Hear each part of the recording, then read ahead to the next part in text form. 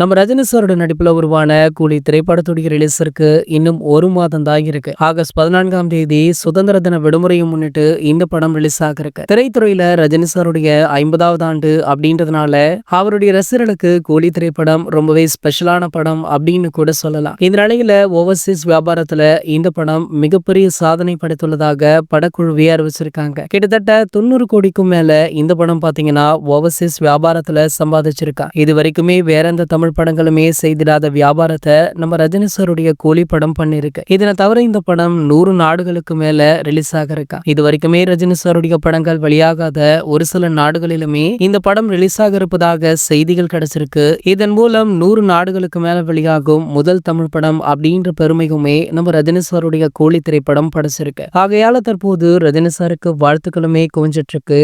இந்த வாழ்த்துக்களை கூட காதுல வாங்காமல் தற்போது அவர் அடுத்த படத்துல நடிச்சிட்டு இருக்காரு. அதாவது ஜெயிலர் 2 நெல்சன் இயக்கத்துல நடிச்சிட்டு இருக்காரு. இந்த படத்தோட ரிலீஸ் பாத்தீங்கன்னா அடுத்த ஆண்டு சம்மர்ல இருக்கலாம் அப்படின்னு சொல்லப்படுது. இது போன்ற நம்ம ரஜினி சாரை பற்றி வெளியாகும் அனைத்து செய்திகளுமே நீங்கள் உடனே தெரிஞ்சுக்க நம்மளுடைய சேனலை மறக்காம சப்ஸ்கிரைப் பண்ணிக்கோங்க.